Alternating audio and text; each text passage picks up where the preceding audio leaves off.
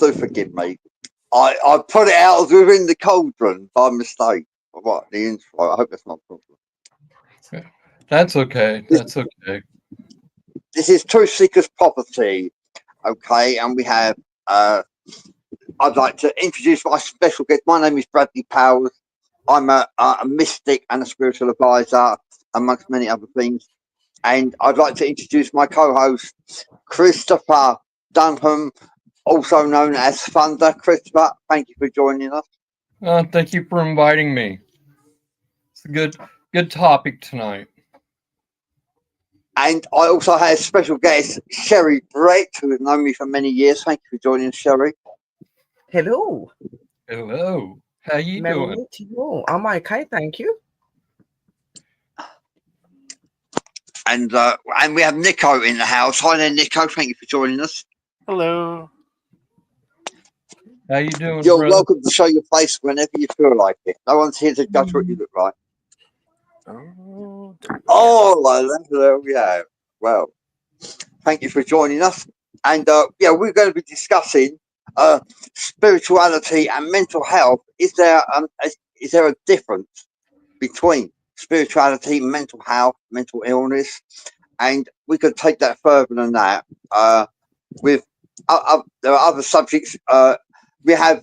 I'm not here to dispute the policies that the medical health actually provide for us. Their policies, okay. We're not here to debunk. We're here to actually say, is there a difference between spirituality and mental health? How do we define the difference? Okay, because you've got shamans, clairvoyants, people out there are possessed, voice hearers, conduits, psychic mediums, spells, even rituals, even magic. And then we have schizophrenia, acute psychosis, other mental conditions such as acute ADHD and bipolar. And we have to take all into consideration. How do we tell the difference? Is it possible we are mentally ill, or is it possible we are blessed with phenomenal gifts, phenomenal experiences? So I'm going to go over to Sherry, because I believe Sherry might be able to help me out with some answers, because Sherry has been possessed before. Is that right, Sherry? Yeah. Would you like to tell us about your experience? Well, first I would like to say, obviously, yes, I am spiritual, but I also suffer from mental health issues. I have borderline personality disorder and post-traumatic stress disorder, and I'm not afraid to say it. It is a part of my life. I have got to understand and know the difference between my spirituality and when I'm having my mental health breakdown. With possession, just like mental health, it can open and start over a period of time. But the difference between mental health is even though sometimes we do not feel that we're in that control with our mental health, there are aspects to it that is controlled, and we can find ways to get through that. And this is through medical help and through professional help, and by believing in yourself. Where with possession, yes, again, it can be something that happens over time, but I found that the possession side of it is completely different to what I've gone through mental health side. Obviously, in this situation, I was in a house, I was doing a cleansing, and through doing this cleansing was when I was possessed through landing in an area I shouldn't have landed in. And even though, like in some mental health illnesses, they'll say that you hear voices, you might see things and stuff, it is completely different to having a possession. I have got to know the difference between voices speaking to you from the spirit side and a voice of mental health going on with me. Now, am I somebody that... It's hard to define it, because a lot of what we experience spiritually is put down to being mental health, even though it's not, because a lot of it can be very similar. But I've found that through having my mental health, it's actually made me a stronger person and more understanding of my spirituality, because I know my emotions and my feelings when I'm feeling low, when I'm feeling depressed. I don't hear voices when I have my depression and my illness. I just get feelings and I get emotional. I start thinking silly things, which I shouldn't. where when it's my spiritual side and it's trying to talk to me, I find that my spiritual side is trying to be more positive, where my mental health side can be quite negative. It will say and make me feel in negative ways, where with my spirituality it does the opposite. They're trying to guide me to get through it. They're trying to give me advice. So I very much can tell the difference. It's hard to explain it, and it's such a topic for you to come up with, Bradley, because we're going to sound a bit tongue twisted because we are trying to explain the best that we can. But if anyone come up to you and says to you, do not talk to people that are supposedly spiritual but also have mental health conditions, please don't listen to that, okay? Because we're still human, we're still people, and we're still very capable of knowing what's right and wrong and what we're experiencing. That's all I'm going to say to you. But possession is not like having mental health breakdown. Possession is a completely different ball game. You do not need to be exorcismed when you're having a nervous breakdown. You do when you're having a possession. So that's Yeah. me. Yeah. Well, thank you. Very informative, and it's a pleasure to listen to you, Sherry. And you speak from experience as well, which that is worth a lot in itself. So you know what Yeah. you're talking about. You don't. They're not your opinions; they're your experiences. So thank They you. are my experiences, and I don't regret having any of it. Yes, like the things I've gone through in life have messed my life up. But if I didn't go through these things in life, I wouldn't be the person I am today. And for that reason, I love my mental health. Do I love living with it all the time? No, but I respect it. I respect the fact that those problems have caused me some issues, and I try not to let that affect me in life. I'm not saying that's always successful, but most of the time I am in control. Yeah, that's right. Yeah. And I like what you said about that. I would never suspect you of having mental health issues, and yet you come across as perfectly normal. The way you present yourself, you're in control of your life, and you know, life can be a struggle anyway for all of us. And like you seem to have it leveled out, and you sound very grounded to me as well. And I I admire am that. very grounded and I am very connected. That definitely. And I'm not going to say that my mental health makes me any less of a person than what I am, because it doesn't. If anything, I've found through having my mental health, it's made me so much more connected to my spiritual side, because it's my spiritual side that gets me through the darkness and gets me through the struggle. So my mental health's helped me to be more spiritually inclined and to be more spiritually open and responsible for my actions and my ways. Yeah, yeah, yeah. Thank you for sharing that. Nico, would you like to share your views regarding, is there a thin line between spirituality and mental health? We have a wide construct of a field of clairvoyant psychic mediums out there, and then you have psychiatrists that are saying that they don't really believe we speak to spirits. They believe it's a form of mental illness such as schizophrenia. And schizophrenia is an umbrella word which can cover many things. How do you view this subject, Nico? It's kind of a tricky subject, but for me, mental illness can affect somebody's spirituality, and I want to start with that um, you can be mentally ill and have a flourishing spiritual practice or religious practice that is not negatively impacted by your mental health. But there's also the flip side of that, which is spiritual psychosis. And that is a kind of, well, we know what psychosis means. It is, um, the seeing and hearing things that aren't there. And there's a multitude of conditions that can cause people to be inclined to spiritual psychosis. Um, which I'm sure we'll get to in a bit. But for me, I do believe that there is kind of a fine line, because you have your spiritual beliefs and like the higher power, and that goes as far as clairvoyance, seeing spirits, angels, things like that. Um, and depending on who you talk to, like I could talk to one of my spiritual friends about things like that, but if I go talk to a random person about that, are they going to think I'm absolutely bonkers? Yes. And it's kind of a matter of perspective. And at least for me personally, is this impacting your life in a negative manner? And if so, seek proper guidance. If you, and there's absolutely no shame in seeking therapy, seeing a psychiatrist, anything along those lines, or having any mental health diagnosis. Um, everybody has. My psychiatrist had a fantastic statement that there's so many people that are undiagnosed with mental health conditions that will never seek treatment because they do not suffer at a level in which they feel needs help. It doesn't impact their life enough, or they've developed coping skills that help them to the point that they do not need medication or intervention, though there are people that do. Yeah.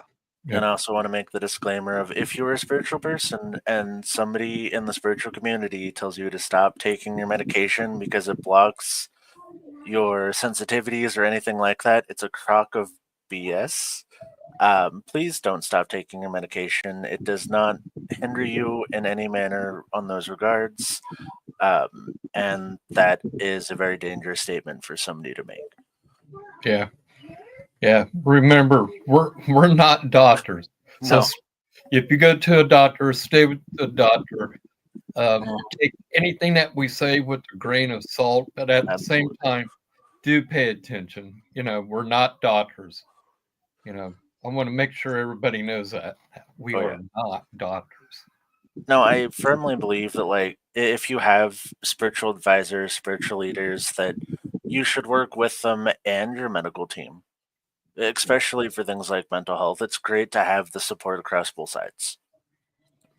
But I would never tell somebody to drop medical for anything spiritual. And even with my own, when I do cleansings and things like that, I make sure that if I even have the inkling that somebody's having a mental health issue or spiritual psychosis, that I try to get them through the proper channels to deal with that first before we even attempt to do a cleansing, because I don't want to hurt somebody's mental health or spiritual psychosis.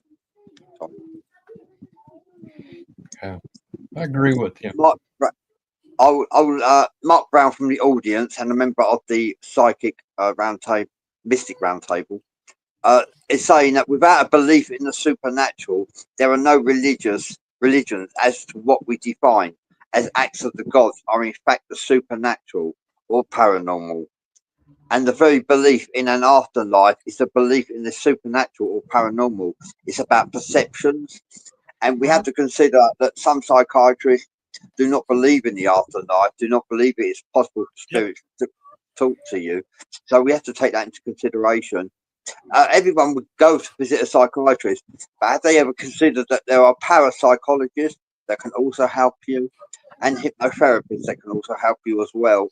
There are other forms of therapy as well as psychiatrists, and we should take everything that they say with an open mind, take it on board, and evaluate their faults, because that's their professional opinion, and we have to work out what is best for us and what other therapists are saying to us. What do you think, Christopher? Well, I go to a psychiatrist, through the VA. I go through see a psychiatrist. And do I take medicine for my mental ailment, PTSD? Yes. Do I need that medication? Yes, because it slows down my thought process. Not because how can I say this? It's not that I'm crazy.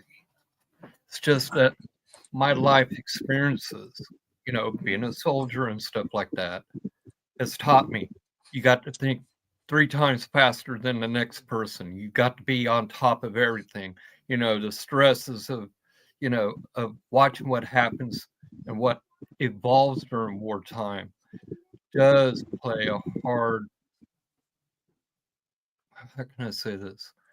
It was hard on my thought process. I can never slow down after that. It's like I got to go, I got to be doing this and that. And now it's like I realize that mentally I do need help. I'm a third initiate, and Yeah. spirituality has helped me slow down. Mhm. It has taken the anger away from me. But has my thought process slowed down? No.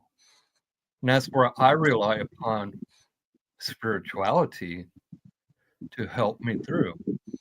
For me, my spiritual life is very real. Am I crazy?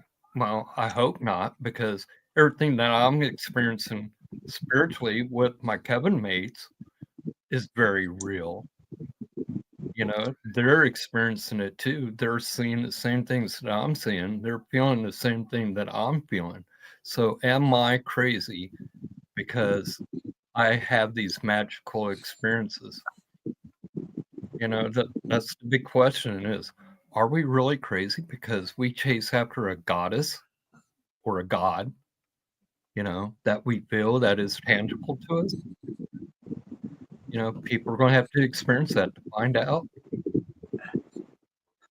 But I've always said, like, what is crazy? Crazy is only what people have named in society. Yeah.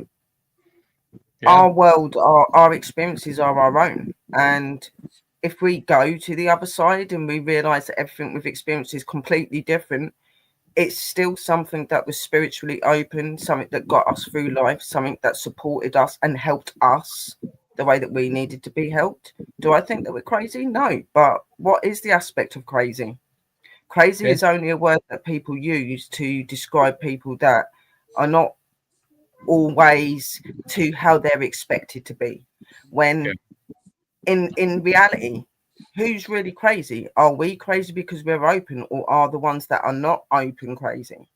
What is crazy? Does crazy really exist, or is it just is something that's described in many things? I find that a lot of people, to me, that are what I would call crazy, are the people who actually get angry because of the religious or psychosis of the meeting of the two, because they'll look at me and say, "You're going to hell." No, Yeah. I'm not. Yeah. No, I'm not. That's what I'm saying. The opposite to us. They'll get angry when you deny the fact to them that, hey, I find that people outside of our belief system get really angry because you deny a singular God is due. It's not that I deny it. It's just that I found it, I wouldn't say an easy way to make that connection with the divine. It is a way for me to communicate and experience the divine versus the person who doesn't. And they have the psychosis of, you're crazy, you're doing this. And I'm viewing them like, why are you getting so angry for?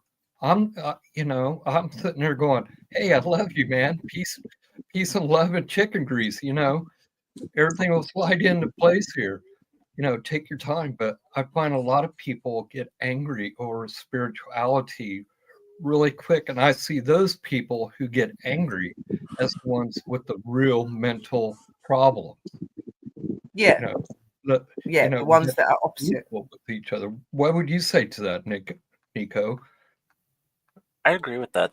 I mean, there's a stigma with both, which is unfortunate. That there's still a large stigma with mental health and psychiatric care, and with people who deviate from the norm in like any sense of the word, especially in the spiritual communities, where if you and it stems from a lack of understanding, where if you are not educated or a part of those communities, you're going to look at it and be like, I don't know what these people are doing. They're weird. It's wrong. And from somebody in the community, I think that's sad. And while we don't proselytize as pagans and witches and spiritualists, like, we always leave the door open to educate people. Yeah. And I think that's ultimately what it comes down to, is that Well, I'm not going to go out there and shove it down somebody else's throat. I definitely leave the door open for when people have questions and to have healthy conversations about things. Because maybe you'll change their worldview. Yeah. Mark Brown from the audience, member of the Mystic Roundtable, said it would be unprofessional and egocentric for a psychologist to impose their own beliefs upon a client, as one's belief in religion is a personal choice and a right. Thank you for that, Mark Brown.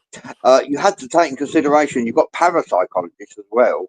They're very open-minded, and they wouldn't impose any rights upon you or beliefs. They are parapsychologists. They're quite open-minded as well, from what I understand. Yeah. To be honest, so are psychologists. Psychologists are fine. I've had psychology and all of that sort of stuff. I went to a lot of doctors that didn't understand me, didn't make me feel that I was getting the help that I needed. But the last doctor that I had was absolutely amazing and very professional at what she done.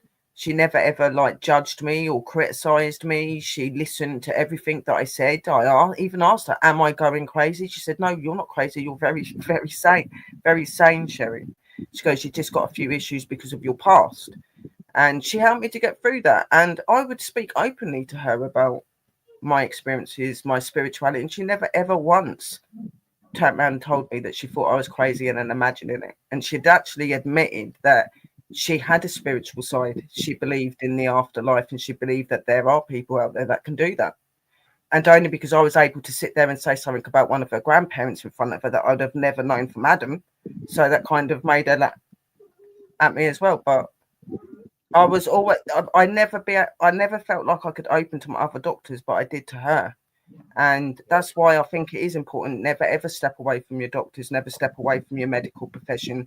When you are going through mental problems and you're involved, like Nico said, with spiritual people, they should never ever tell you not to seek medical help, because you're still going to need medical help in some situations. And we're not doctors, we're just here to give you advice, give you information, and anyone that is professional in this space will turn around and say to you to seek medical help as well. So, and we all do that. We always say we're not doctors, and if there is any problems that are ongoing and becoming troubling, go to your doctor, because not in any shape or form would we turn around and say a doctor does not know what they're doing. We know that they do, because we use them ourselves when we have to. So there you go. Yeah, that's right. Always be open-minded and to take on board any information shared with you from a doctor, therapist, psychiatrist. And also there are other forms of therapy, such as parapsychologists, psychologists, hypnotherapists, even hypnotists can do the most amazing of things. And so we have to take those into consideration. They're not, those extra therapists are not free. We have to pay for their services. However, they still have valid information to share with you, because we have to take into consideration the psychiatrist might be an atheist, that's possible, or they get their information from books. Although, like, for them to decipher schizophrenia, what is schizophrenia? Schizophrenia is an umbrella word which can define various forms, like split personalities, voice hearing, alter egos, different personalities, really. I've spoken to someone who has 7 personalities in them, and that was schizophrenia. And so we have to take into consideration that maybe our psychiatrist may be right, or we may not like what they hear. But we also we are welcome to make choices and get involve more therapists in our treatment from other directions. So we have to take that into consideration as well. Yeah, definitely. You know, the last time I went to a therapist, I sat down, I was talking to her. You know, I opened up about, you know, my spiritual self and how my spiritual side seems more sane than my mundane life. And she just kind of looked at me and she goes, "What do you mean?" I go, "I retain my spiritual teachings, what I've learned throughout my life about God, versus what I do with the mundane. It seems like my memory, with the mundane is going away. But my spiritual side sticks with me like glue. And I looked at her and I go, am I going crazy? And she goes, define crazy. I'm like, she goes, can you? And I go, no, not really. You know, because what is crazy? I've never really experienced it, you know? Exactly. And you know, what I see as sameness may be crazy to another. And Sherry, you stepped on that, you know, topic briefly. What is being sane? What is being sane? Who hasn't been scarred in his life, you know, to a point where they feel like they're going schizo, but are they actually, or is these things that we're experiencing a natural order of life for us? You know, it's like a person who's schizophrenic. I knew a friend who sat there all day long. I see him in the woods, Chris. Here's the photos. And he would show me these photos. And I'm looking at them going, you're not going crazy. These are earth spirits. And he's like, no, no, no. They're from the CIA, the FBI. And I'm like, Bill, come on. These are earth spirits. What you're seeing is legit. The pictures that he was showing me were legit. But he was taking it to another paranoid, what I would call a paranoid side of his mental capacity. You know, the cops don't care if he was smoking weed down his trailer along this creek. You know, really, they didn't. And he was just all paranoid and stuff for no reason. But it was driving, you could literally watch his mental state decline because of this. You know, he would be really happy 1 minute, then he would hit that hill where he hit the peak of happiness, and all of a sudden he would be on that roller coaster going downhill, and all hell was breaking loose for him. You know, where he would mentally get angry, scared. You know, the fear factor was playing in. What do you tell a person like that? You know, and I'm sitting there trying to be a friend, but at the same time, I'm a priest too. So, you know, I'm trying to help them along. And I suggested, hey, why don't you go see a doctor? Oh, all they want to do is give me drugs. And I'm like, yeah, but Bill, even through the drugs, it will help you slow down so that you could think before you spiral out of control. You know, and he became argumentative. I've had a few friends like that where, you know, where I come from, drugs are very prevalent, meth. And every one of those people who sit there and spent long periods of time doing this drug have mental problems. You know, same way with LSD. Did LSD and he'd pop every pill that you can imagine. Oh, what's this do? What's this do? And what happened to him? The mental went downhill. The fantasy from real, what I would say mundane to spiritual, just went out of whack on him. But who am I? Because I'll sit there, I'll tell you, oh, I believe in fairies. I've seen fairies. I have walked with the goddess. I have walked with God. So who am I to sit there and look at these individuals and say, hey, you're just going batshit crazy. Excuse my language. You're just going crazy. You're all right. You know, just chill out a little bit so everybody around you can approach you. You know, what do you tell a person that is having a mental breakdown? Yeah, that's right. Mark Brown is saying from the audience, having been a psychic, a psychologist, a psych counsellor at Peninsula Behavioural Health Hospital for 2 years running, SCU, or Special Care Unit, it is my opinion that all people have quirks and are wired up differently. Our beliefs are our own and our individual right, whereas if we were all the same, this world would be a very boring place. I have seen there is a very fine line between genius and insanity. In those pursuits, the norms created and make the great discovery in humanity. Excuse me. Who's hiding under a bed will never find greatness. Yes, you're hiding. I'll never find greatness. Yeah. And Einstein, he got sent home from school. He was beyond teachable. They said they couldn't teach him. He didn't have the minerals to be taught anything. So they sent him home from school. He couldn't tie his own shoelaces or anything. And look at him, he became a genius. That was Einstein. Yeah. Then we got voice hearers. Gandhi was a voice hearer. He allegedly spoke to God, and he took India back from Britain, and he did that, hearing the voices in his head, which came from God, and no one ever said that he was insane or mentally ill. That was taken grounded, that his words were binding. Anthony Hopkins, the famous Welsh actor, when he was at school, he said he was a voice hearer.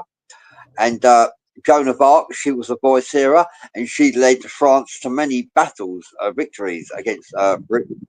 So maybe the Battle of Agincourt might have been one of them. I'm not sure. I can't remember. But the thing is, there are people, voice hearers as well, who have performed many great things, great tasks, that the psychiatrists would say were mentally ill, suffering schizophrenia with acute psychosis. Yeah, it just goes to show you what you can achieve as a voice hearer. I am a voice hearer myself, 25 years or 27 years. I've been a voice hearer. The first 8 years, I didn't understand the voice. And I said to the spirits, am I going insane? And they said to me, no, you're not.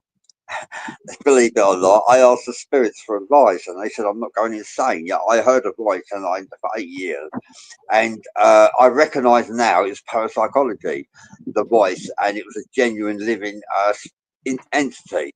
However, then I had a 4-year gap of peace, tranquility, sanctuary for 4 years, and then I got this other voice come along, this other entity that entered me, and I've had to deal with him ever since, and I haven't discovered a way to rid myself of him. And the psychiatrists, they struggle with the fact that other spirits can talk to you. They struggle with the fact there's life after death. I'm not saying all psychiatrists, I'm just generalising on the psychiatrists that I've met. They don't believe in life after death. They don't believe the spirits can talk to you. So they label me as schizophrenia. And I can't deny it. I can't deny their verdict. I can't write it off. Even though I've had a lot of spiritual, phenomenal experiences in my life, I still can't write off their verdict. However, I'm going to see a hypnotherapist and get a different verdict from a different direction and see what they say. Yeah. It's amazing that your spiritual gifts or your spiritual experiences can begin when you are born. You could be blessed or cursed, or when you reach puberty, when you have a car accident, when you're in a trauma. All this can bring on psychic phenomena in your life, and you can become psychic just by a few of those that I've mentioned. What do you think about that? Yeah. Yeah. It seemed like after I lost my hand, it became a thirst for me. The thought of God is Christ, what is the truth here, about, am I going through what I'm going through because of a punishment of God, or what I am going through is a punishment because of what my forefathers did before I was born, or what I ever did in a past life. What is happening to me? It drove me literally almost crazy, to, how can I say it, the negative side of spiritualism and being mentally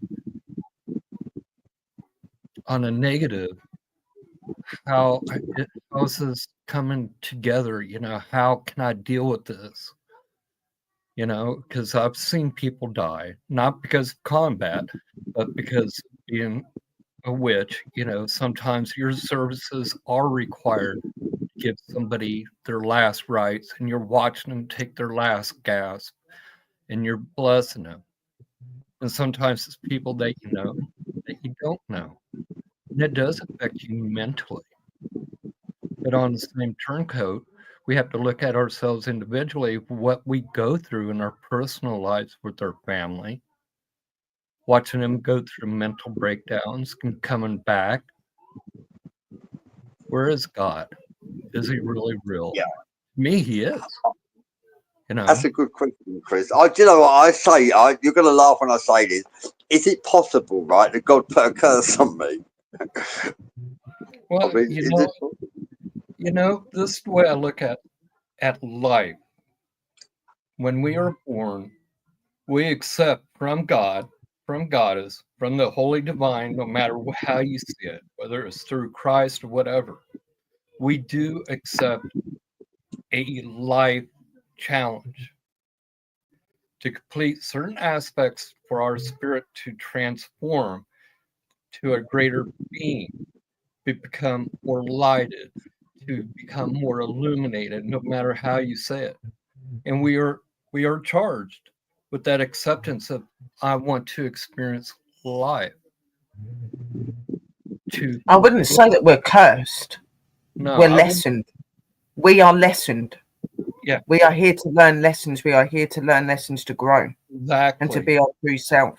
You know, it's like I was saying, Sherry, you know, we're given us life and we have to make the best of it, no matter what is thrown at us. Whether we're And at the end of the day, when bad things happen to people, it's so easy to blame the higher energy or to say that they're not there, when in reality the things we go through in life is just life. It's the way that it is. Sometimes some of the things that happen is unfair. We can't reprehend why it's happened, or why would God let that happen. But it's not God letting that happen, it's the way of life. There are things that they cannot put themselves into and be involved. They can only help you so far. And a lot of how we tread paths, how we choose to do things in life, is what really represents how we're going to end up. Like, yeah, younger children, things like that, I think that's a bit different when we lose kids and stuff like that. I just think that they outgrow their spirit in the human body very, very quickly, because they were already very forward. In that way, I think that, you know, with children it's a different thing, but for us adults and young adults, when we pass, it's as hard as it is to let go. That was their time. And I know that some of the situations can be really cruel. Some of the things that happen to people are really nasty, and that's not the work of the divine. What you got to remember is, in our world, we all have the mind to make a action on what we want to do. They do not manipulate us in that way, tell us what we should and shouldn't do. They guide us, they help us, they give us aspects and signs and things to try and keep us on the right path. It's if we choose to watch that and to follow that and to be true to our heart. And, you know, like my mum, for instance, I prayed for my mum when she was dying. I watched my mum dying. I prayed for my mum every day. I got on my knees and I begged for her not to be in pain anymore. I'm still suffering. It's only been 7 months. I had to look after her and care for her and things like that. And all of that was because of a habit not made by God, but made by mankind. God produced his plants. Humans decided to make that plant into something poisonous that makes us unhealthy. And that's why my mum lost her life, because when she was given the advice to stop, she didn't at that time, because she thought she had longer in her, and she started to become very sick because of it. And there were times I wanted to scream at God. I wanted to scream at the goddesses, going, look at all the work that I do for you. Look at everything that I've given to you. Look at everything I've had to sacrifice. And you take the one thing that was keeping me going. But I didn't, because it wasn't them. They took her away from the suffering. Those words that I said on my knees, please, please, because they loved me that much, they helped my mum. yeah. I'm really sorry about your mom. Yeah. But I'm just trying to say, like, it's so easy to blame other things, when in life it's reality. And sometimes the decisions that people make the decision of what's going to happen in life. That's why we always say, tread your path, walk with it with honor, do the best, be the best that you can, be kind, be loving, be nice. You want to know that you're coming out of this world a great person. Okay. And my mum was a great person. The only downfall is that she liked her cigarettes. Yeah. And Same that's way what with me. killed her. You know, That's what almost killed me. You know, it's and like it wasn't God that done that. That was made by the hands of human. You know, you get all these plants that God gave us, and then you decide to put substances and things into it. That's very contagious and very nasty to us. So Yeah. you can't blame God for the way somebody's mind's been made to be to make money. You know, and I make say it's God's you know. will. It is what it is. It's God's will. God can't be in control of everything, even though God is the true creator of everything. God cannot save every life. God cannot make every decision. Some decisions are made by us, by how we act. And as much as God wants to save you, sometimes he can't because you've stepped that barrier, that time. Yeah. And it, you know, there It's is that no free turning will back. choice. You Well, that know, comes Yeah. into free will, and as a pagan, like the embodiment of death is viewed as a separate entity, deity to the other gods who work for the creation, and not always in an antithesis, but um, in a lot of the mythologies, the gods of death are not controlled by the others. So No, it comes to a point where even in some mythologies, like Norse mythology, the gods are not immune to death. They're no. resistant. They're emboldened by magical apples. But if you take those apples away, they shrivel and suffer like everybody else. And that's why I I'm glad like that the you said that, mythology Nico. is that I'm glad you said even that. the Norse gods are susceptible to true death, and that's kind of the one common denominator with us as humans and living on the mortal plane and everything is that the one true factor that we have in life is that we all slowly march towards the end, Yes. and that I think that you build into your life, if you believe in reincarnation, that you build multiple exit points for yourself, um, and that depending on your own free will and this path that you've built for yourself in the divine, things can change. You may go sooner, you may last longer, um, but it will happen inevitably. Yeah. And as awful and unfortunate as it is, but as spiritualists, we have this understanding that the afterlife exists, and while they're not physically here with us, they are still around. I Yeah. always tell people heaven's got visiting hours.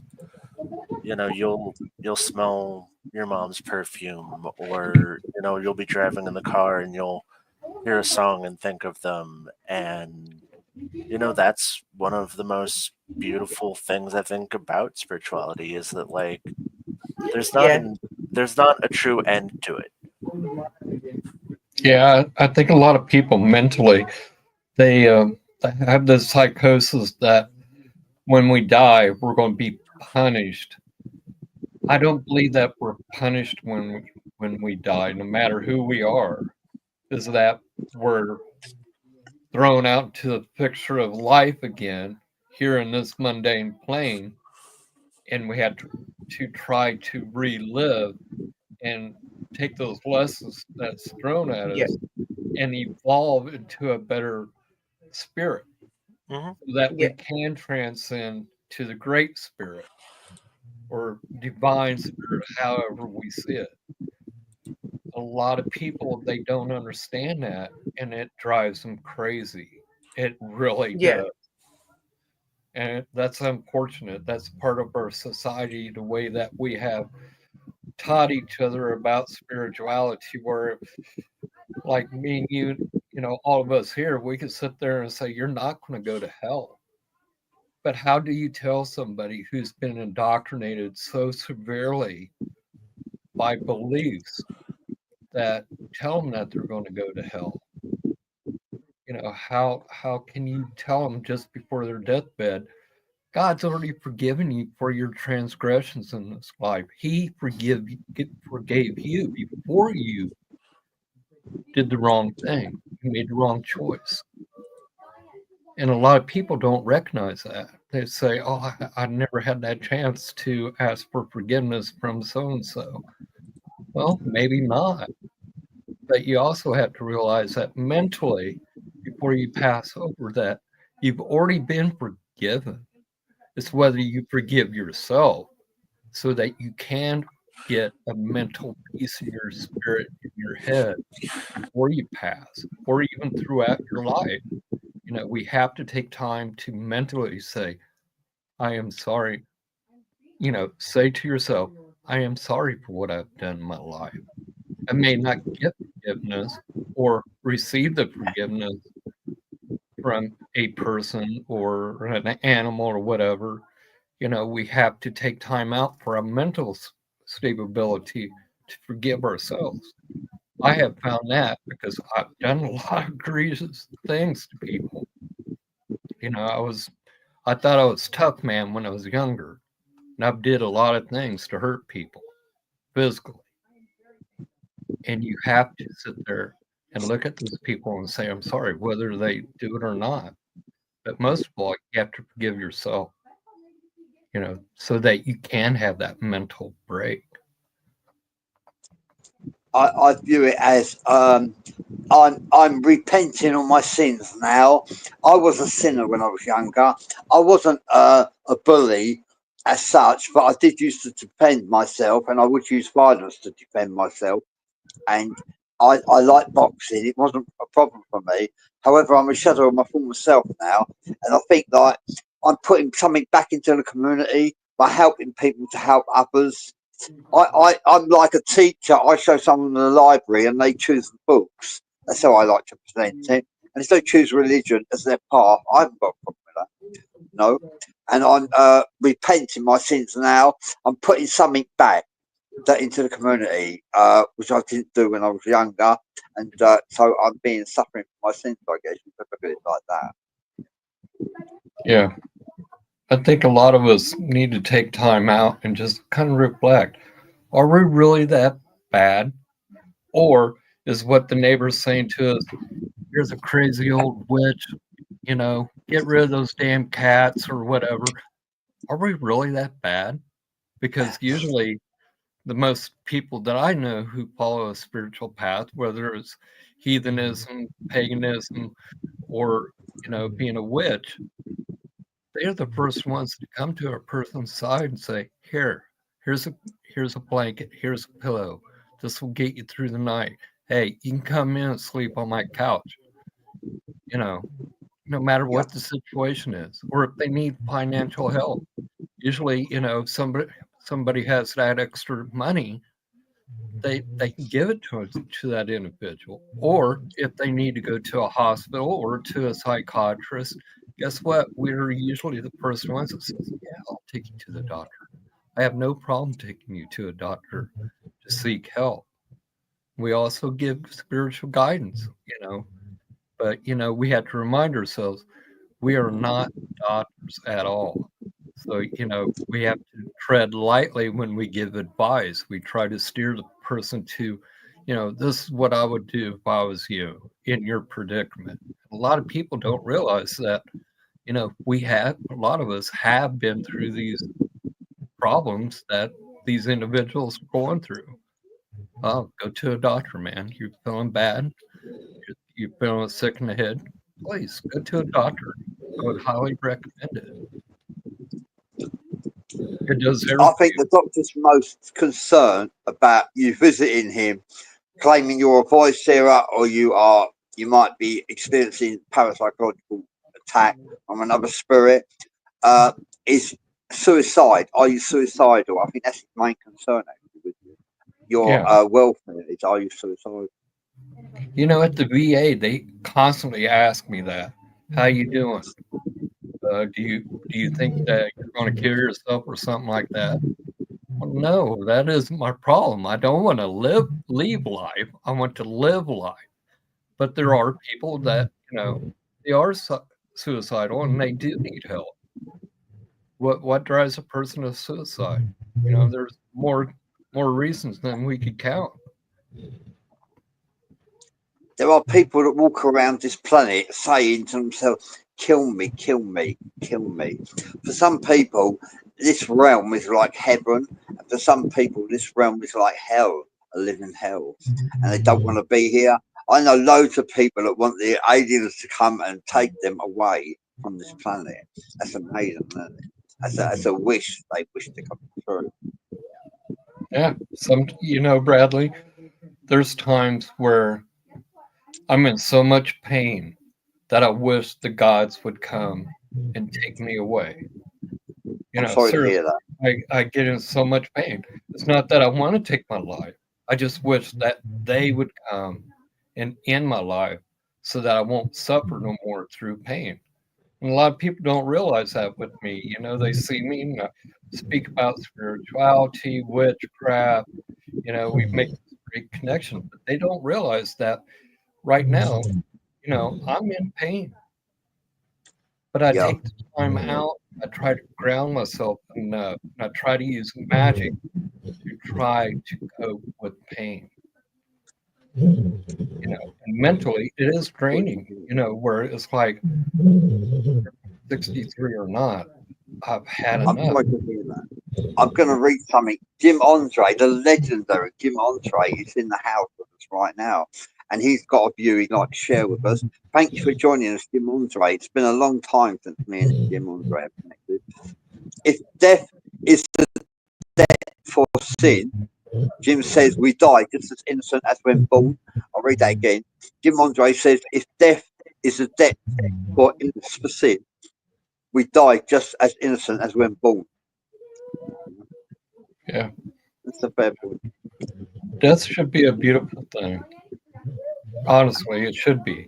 That's where we should all jump up and rejoice because our loved one has got to have a privilege that we don't remember.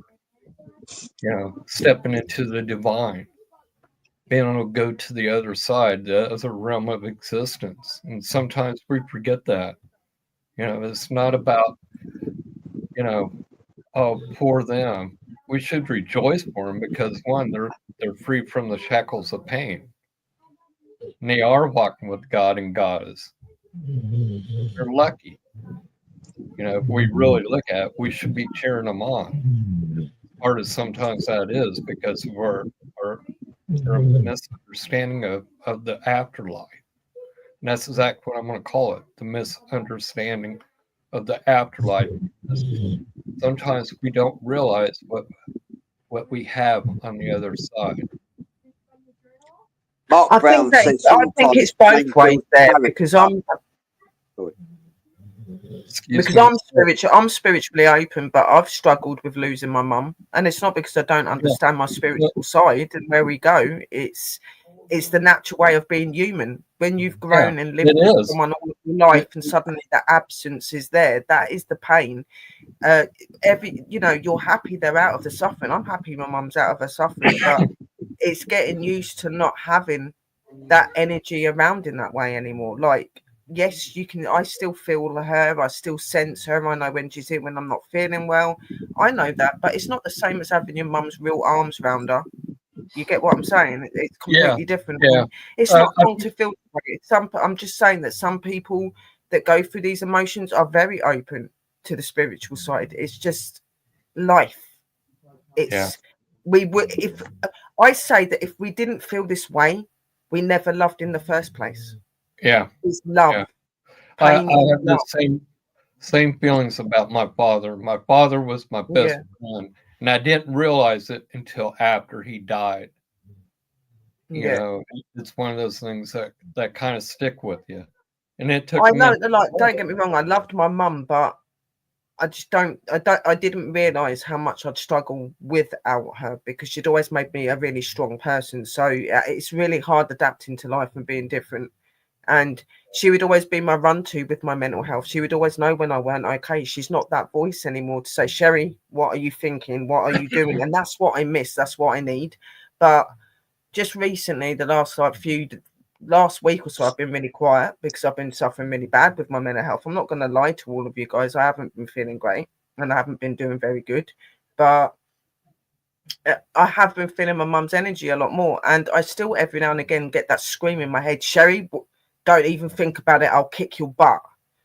That's my mum over and over, you know what I mean? Like, so they are there, guys. It's just feeling and listening, and it's okay to hurt.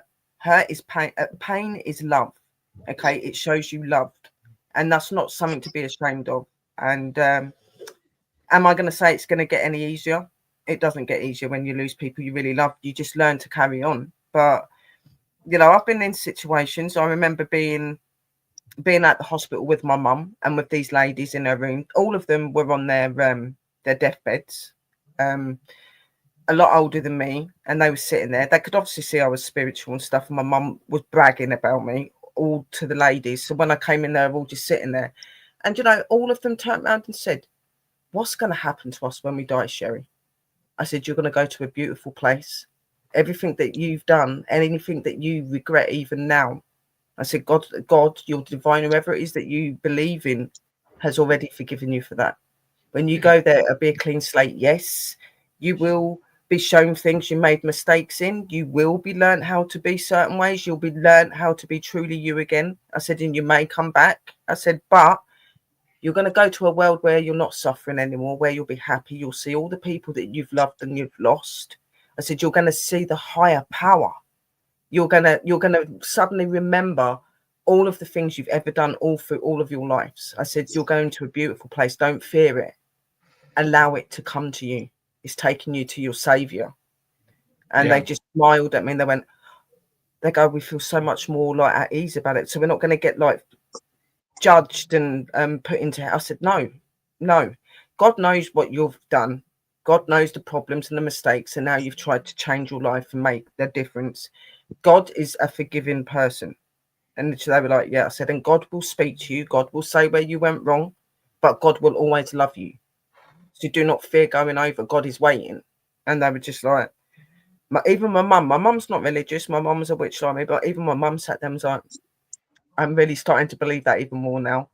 And you do find that a lot of people that would never speak about that sort of thing, when they get near to the end, they're like, that's when I start really thinking, oh my God, I'm actually going over there. What's going to happen to me? Have I done things right? Have I made them proud? Suddenly, everything that didn't matter to them in life becomes something that matters to them. So you see a lot of them doing prayers every day, asking for forgiveness because they know they're going to this other place. I said, look, you've already been forgiven. It's good to say sorry. It's good to show your repentance. It really helps. I said, but you're already forgiven. You're God's children. Remember that. You're the divine's children.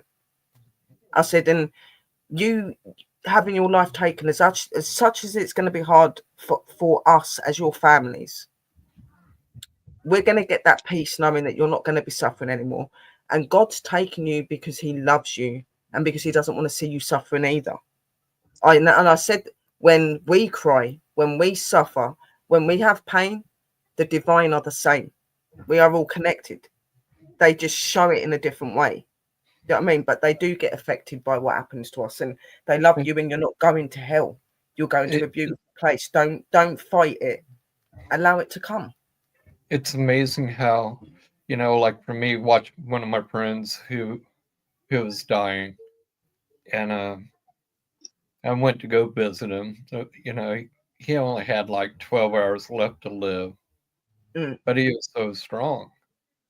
And he was so spiritual. He was not the same person that I knew when we was younger. And how spiritual he became. And he looked at me and he goes, Chris, I'm ready to go see God. And he started preaching Christ at me. And I looked at him and I go, Christ is already with me. I've already been washed in his blood. God has already forgiven me for my past transgressions. Then I looked at him, I go, Lonnie, the biggest thing is you need to forgive yourself. And to watch that relief on his face when I spoke those words to him, mentally it helped him. But can you imagine what a person's going through mentally when they realize I only got a few hours left on this world? Yeah, they start going crazy, thinking about a lot of things. Yeah. They do. And this individual that I'm talking about, it really astounded me how strong he was in his faith. And when I got up to go, he gave me a hug. He goes, I love you. And thank you for being my friend. But that hug, Yeah. when he gave it to me, it was like it was magical. You could feel that energy, that positive energy of love just wrap around me. And I'm like, whoa, because I've never experienced a hug like that. It wasn't like he was giving me the hug, but it was like, how can I say it? God give me the hug. You know what I'm Yeah. saying? Yeah. You could tell he was on the threshold of dying. It was hard, walking away from him saying, I love you and I will see you again. Yeah. Mental. How do you deal with that stuff mentally? Because we're the ones that has to continue on living, and we have to deal with it. We have to deal with our parents dying. We have to deal with our friends dying. We have to deal with the people that are strangers. And, most of us see that, where a stranger did something that they shouldn't have, drinking, driving, doing drugs or whatever. How do we mentally facilitate watching these individuals die, loved and unloved? How do we discern in our mental capacities? Is this right? Is this wrong? How do we do with the emotion? For me, it's a struggle. Being a priest, I've gone to the VA before, and I have administered to people who were dying, or sitting down with the family, making that life struggle of, should we take off life support? Shouldn't we? What is the right answer for this individual?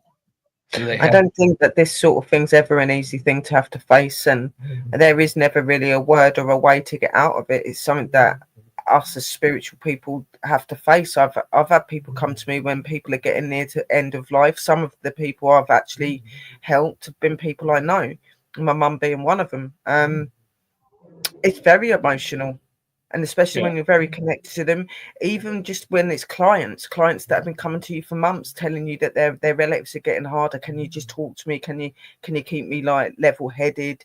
What can I do to make them comfortable? When you do that, and then when it comes to that moment where you have to do that crossing over prayer, and it hits your heart so hard. It is like losing a relative. It is like losing a loved one. Anyone spiritual that says they don't feel when they're having to help somebody pass over is really not doing it right, in my opinion. Then, because doing this sort of thing is so soul lifting, but so soul destroying at the same time. Sometimes, especially some of the situations that, but we were made and chose to be who we are for a reason. Even though we look at it and think, how the hell do we deal with that? They know we can deal with that because we've got that special little bejazzle that gets us through that. You know what I mean? And I think if we wasn't this way, then we just wouldn't be who we are, guys. Yeah. That's why we're such influencers. That's why people like talking to us, because we're not just here giving you advice. We've been the experiences. We've witnessed and gone through these same things as you guys. We can relate to you. I've been through violence. I've been through eating disorders. I had a really bad eating disorder. I've been through suicide attempts. I've had my kids took off me. I've probably had some of the most darkest things done to me. Assaults, attacks, all sorts of things. But do you know what? It didn't break me. It might have messed my head a little bit at the time, but now it's made me this truly magical being, and I influence and uplift other people, and that makes me more open and more loving to myself, helping other people, because I've found it really hard to love myself because of what I've gone through. So doing this really makes me love myself, really makes me feel I've got a purpose, and I think I'd be lost if I didn't have it. Yeah. What do you think, Nico? You're sitting there all quiet. I agree. Absolutely. I think as weird as it is for a lot of us that have mental health issues or physical health issues, that we often grasp towards spirituality in one way or another as kind of a coping mechanism for everything that's going on in life. And whether that's you want to feel a sense of control, you want to take the control away from yourself and give it to a higher power, however your theology works with that. But I really think that it can be a very good coping mechanism for a lot of things. And there's a very common trend with people who have near death experiences or like sudden and like severe health changes, Yeah. and troubles at all, where they kind of go through this cycle of spirituality where they get like more spiritual in times of crisis and then kind of like ebb back down into like what either their normal state is or an absence of spirituality, which is a very, very human thing. And it absolutely fascinates me. But I absolutely agree that I think that there's this interesting pattern that occurs with like the intersection of like mental health and grief and loss and spirituality and religion. And I think it personally is beautiful. And it's, if you want to say that religion is man-made and that it's humans' coping mechanism for things that we can't explain, I'm fine with that. If Yeah. it's a higher power and whether that's internal or external, I'm absolutely fine with that. But it works. And I think, at least personally for me, that it's been very, very helpful. I don't think without my spirituality that I probably wouldn't be here. Same. Yeah. Same way with me. How about you, Bradley? Would you be here without your spirituality? I didn't know what spirituality was. I was just born a spiritualist. And at age of 9 onwards, I started seeing spirits. And I didn't know there was a name for it.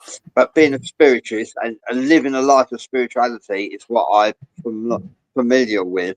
So, yeah. And also, I've been blessed with the education and the experience of knowing that there is more to life than what we see. Not everything is as it seems. Anything is possible, and there is a life outside of what we see. Other intelligent life forms exist with us in this realm. I've learned all that, and I've been blessed as well as cursed with spiritual entities. I've been blessed as well to know this information exists, and a lot of people don't know. And I understand atheists. I understand their point of view. If you've never seen a ghost or a spirit, how you ever expected to believe they even exist in the first place? I understand that. Everybody's got the right to believe in what they want to believe in. Not everybody can be a believer, and not everybody's going to believe in other things. We're all individually different for a reason, and that doesn't make it a bad thing. That's just us. I just think the thing that lacks is respect. It shouldn't matter what path we walk, as long as we can be respectful to each other, because at the end of the day, we all have to live in this place together. And there's going to be all walks of people, all different faiths and religions, and we should all be able to live equally and comfortably, not being judgmental of each other.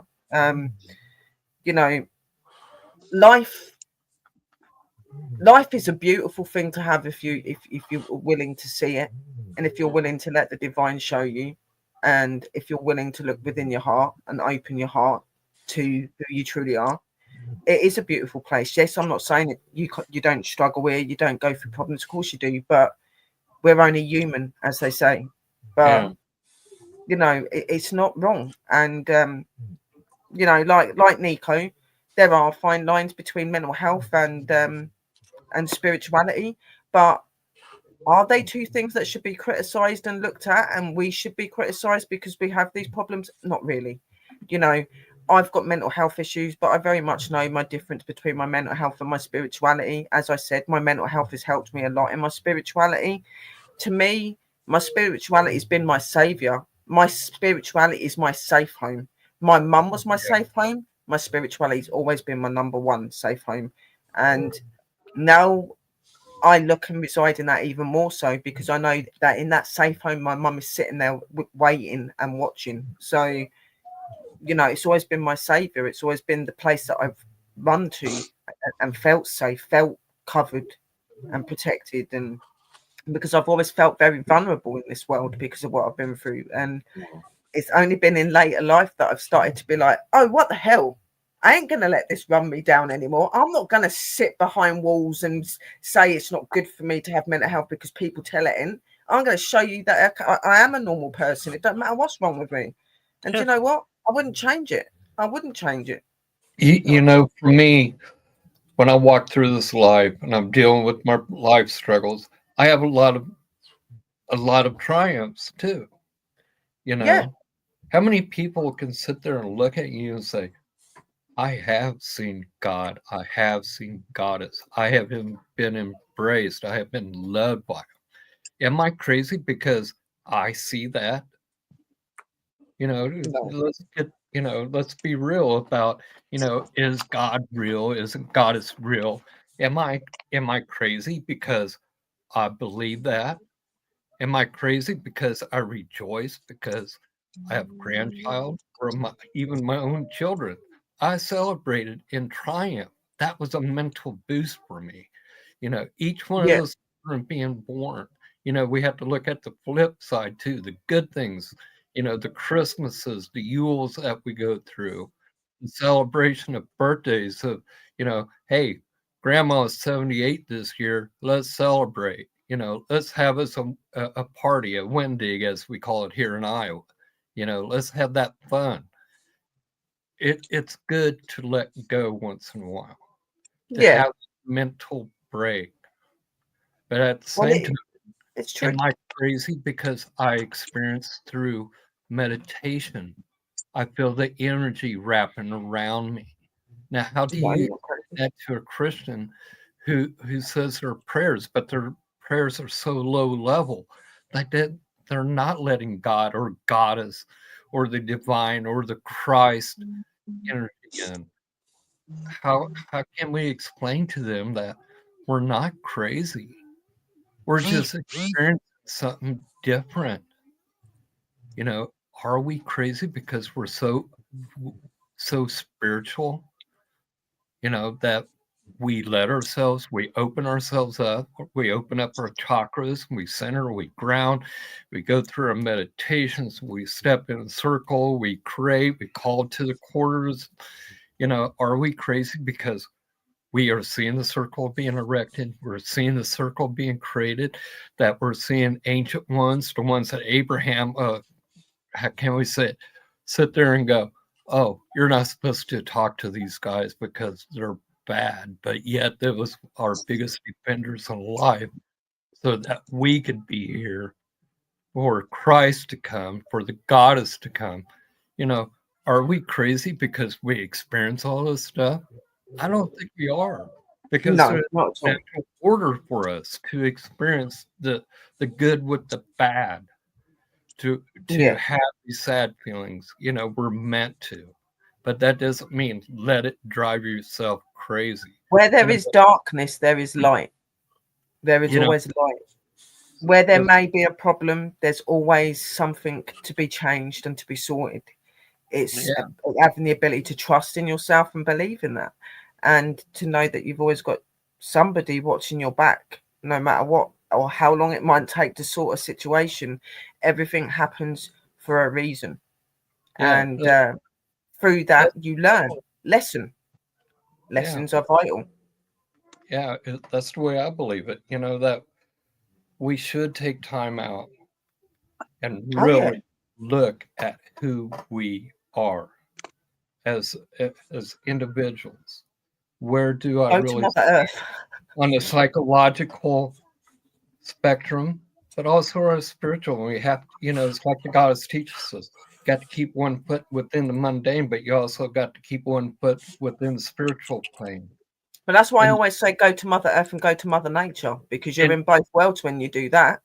Yeah, but the big problem I have with a lot of people is that they become zealots within their spirituality, but also within their mundane life.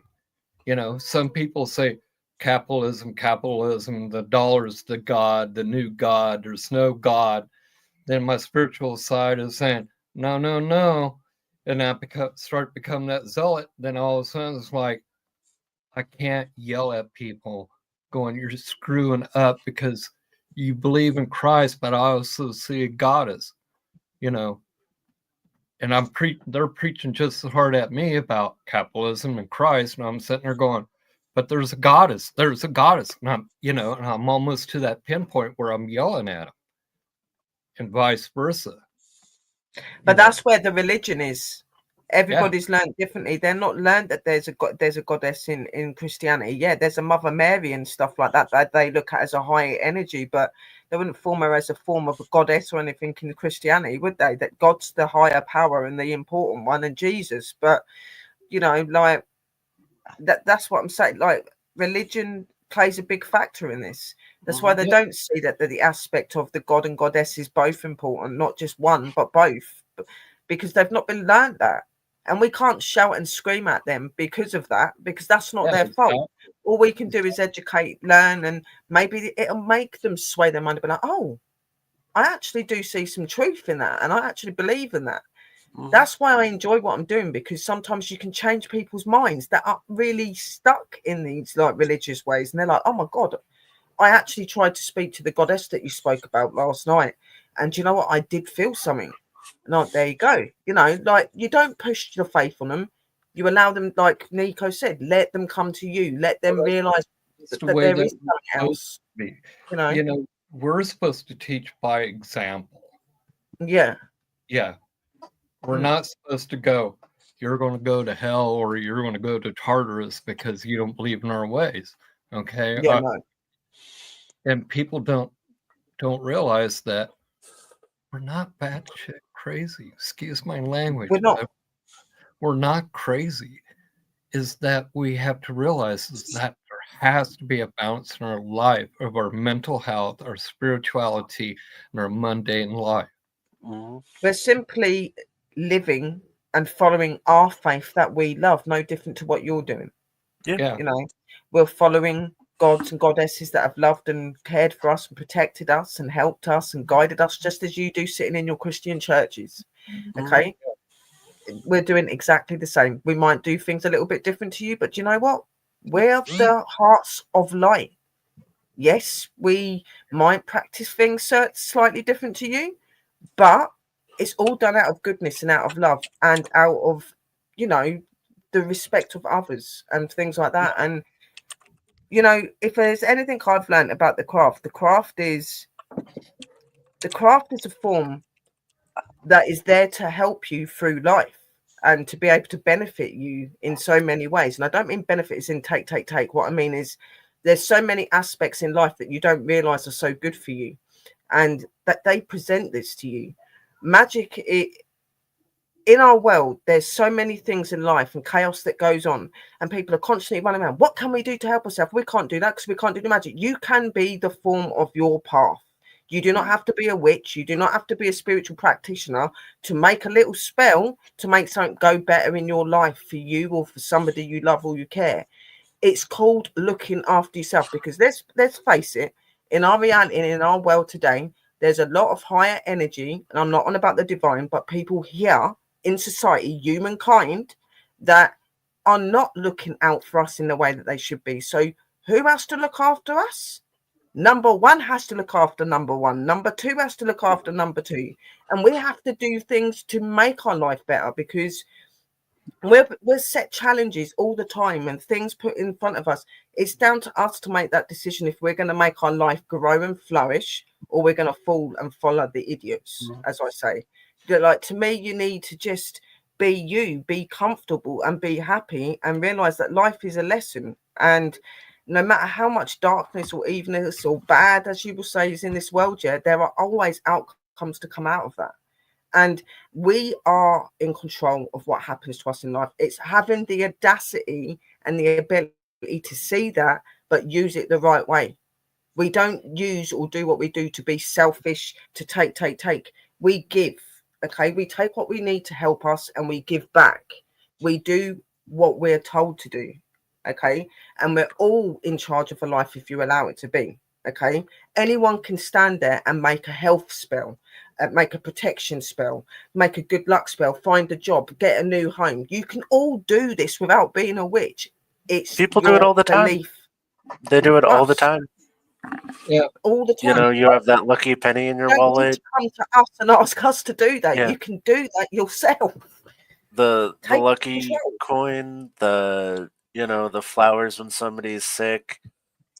There's so many things that people do that they They do don't. it. Yeah, exactly. their- They do Their already do that, but worldview they is don't realise different on they're it, using but it. they still Do do they? it. What's the I problem? have a perfect thing for that. Witches call them spells. Religious people call it prayer. Spiritualists call it manifestation. Atheists may call it the placebo effect. Scientists call it the quantum physics. Everyone I say it's argues over what its name is, but nobody denies its existence. It's a what? Say that again. The witches call them spells. Religious people call it prayer. Spiritualists call it manifestation. Atheists, the placebo effect. Scientists call it quantum physics. Everyone argues over what the name is, but nobody denies its existence. Exactly. Yeah. You know, That's what I'm saying. So many people spend their life running and worrying about things. We can't change this. We can't change. You can change anything in your life if you put your mind to it. now I got a question to ask you guys. Degraded. Yeah. Does thought forms and sanity go hand in hand? Do you guys understand what I'm saying? That I'll forms say that again. insanity? Does thought forms and sanity go hand in hand? Can it be constructive? Because thought forms become, to me, they become magical. Mhm. Our thoughts help us manifest things within our lives. Within my spiritual life, my thought is what gears me toward the next thing, the next spell, the next circle word. You understand what I I'm saying? think. Mhm. We can I sit there. think that thought. I think the thought form's very important. I think it is. It is a form of magic. Of course, it is. Like, I don't think I'd be writing my fairy cards and doing my book now if I didn't have that magical thought form. You know what I mean? Like, it's definitely there, and we wouldn't be able to do half of our spells and stuff if we didn't use our thought, our imagination, and our way. Yeah. You know, we need that. That's how magic works. It's seeing and Now, manifesting it. thought So- forms can be used in a positive, Mhm. but it can also be reversed into the negative. Yep. Where It I It can, yes. think every day I could sit there and go, I'm worthless, I'm worthless, I'm Yes. worthless. And it manifests because we're a thought form. Or there's something in my closet, there's something outside. And we think that daily, nightly, and it manifests. Well, that's Oh yeah, definitely. honestly one of the biggest issue or That the is a mental biggest things I come across when I manifestation. do cleansings and things is that rarely is it a negative spirit.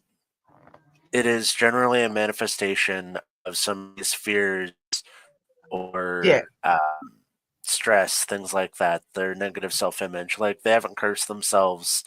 They have afflicted themselves and burdened themselves with their own thoughts and their own Yeah, negativity. I've met a few people in my that. investigation like that thought they had a demonic, Yeah. and they weren't. It was them. No, I'm not saying that demons aren't real. I'm just saying that it is a much rarer circumstance. Yeah, no, that's what I was saying, Nico. I'd met a couple of people that had said, "Oh, I'm having a demonic experience," and it wasn't demonic. It was where they've been conjuring up that energy.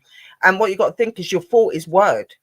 What you say out your mouth and what you say in your head is still a voice. You're still saying words within your head, so you're manifesting either way that you speak. So that's why we always say, be careful what you think and what you say, because it does happen. And sometimes you can't help that. That's where I was going with this, is that can't help it. sometimes our word and our thought can literally make us sick-minded.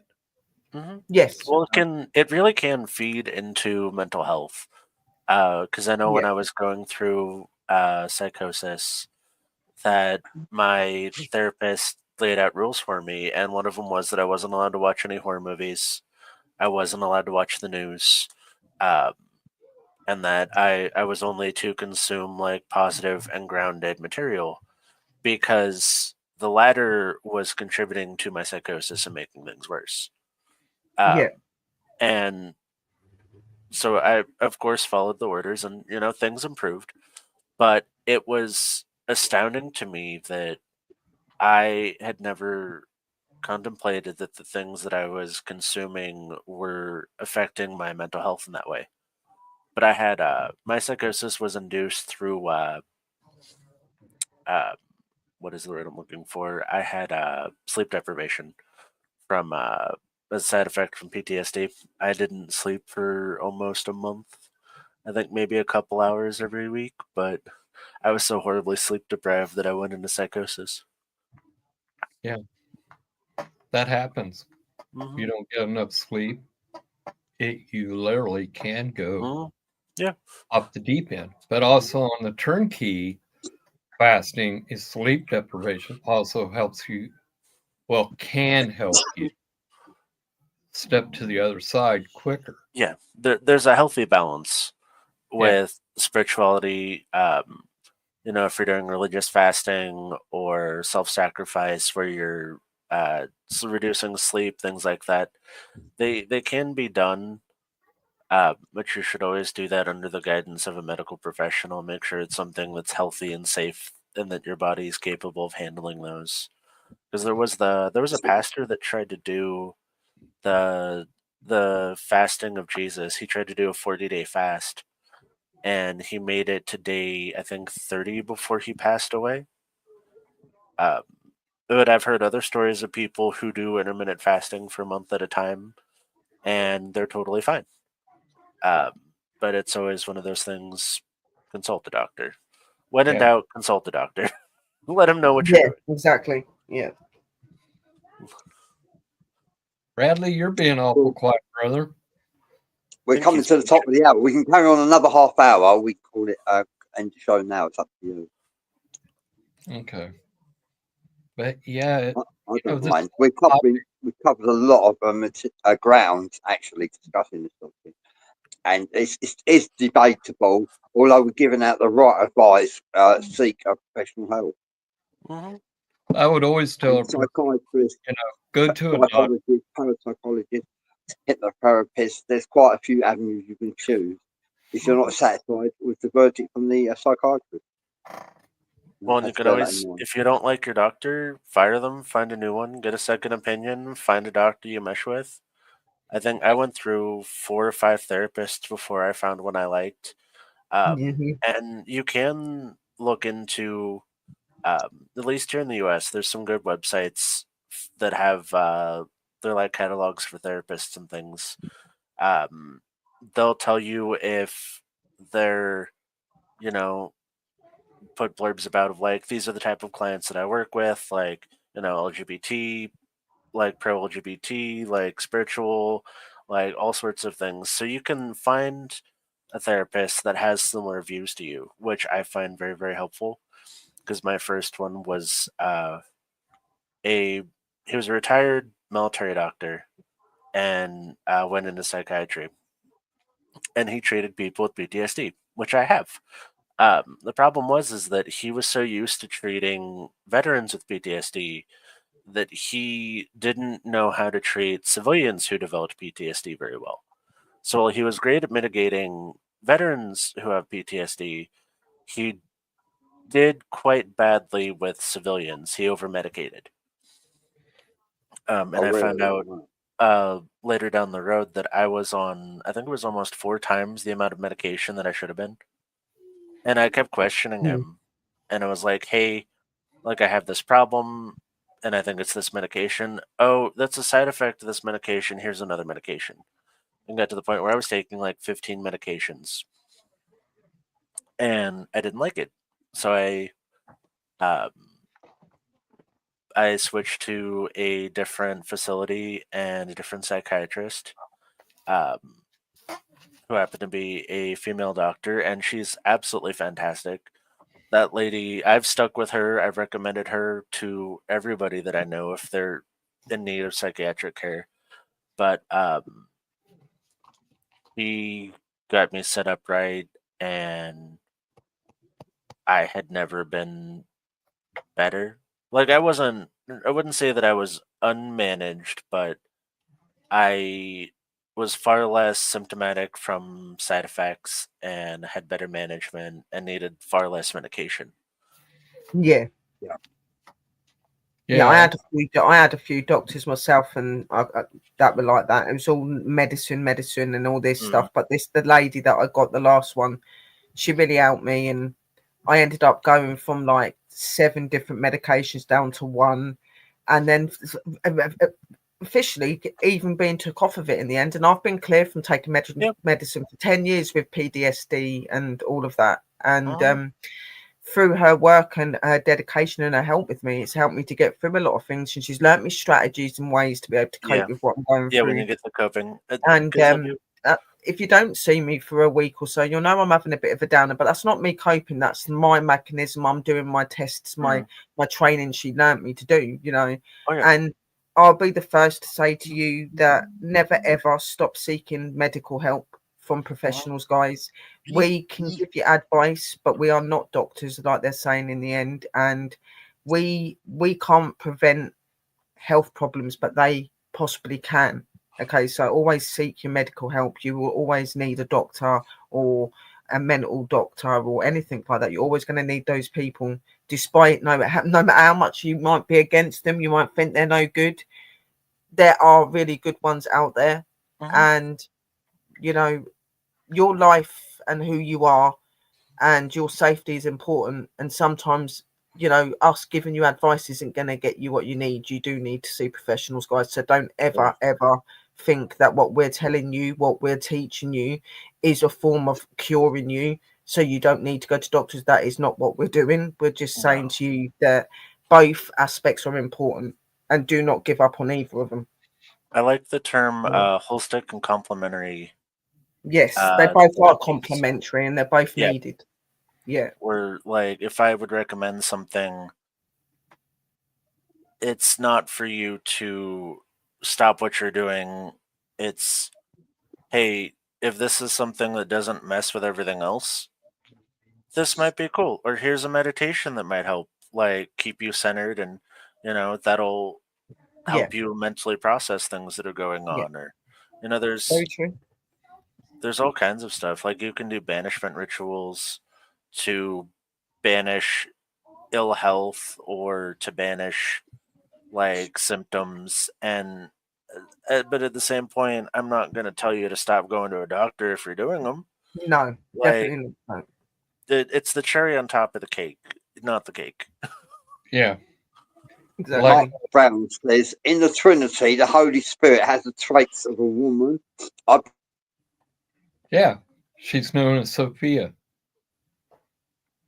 I think he's frozen. Yeah, I think he froze. I thought the whole thing froze for a second, but no, it's just Mr. Bradley. Bradley, come back. Yeah. Hello. Do we need to pull out the Ouija board?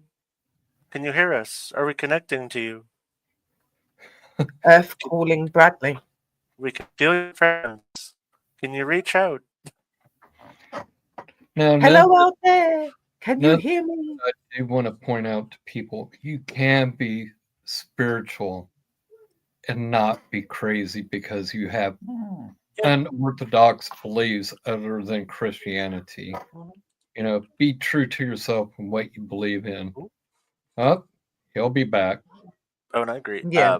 I want to add on that, and even if you do have mental health issues, like I have PTSD, depression, anxiety, I've had psychotic episodes in the past, that if you are interested in pursuing spirituality or you are spiritual, that you shouldn't let that defer you from it.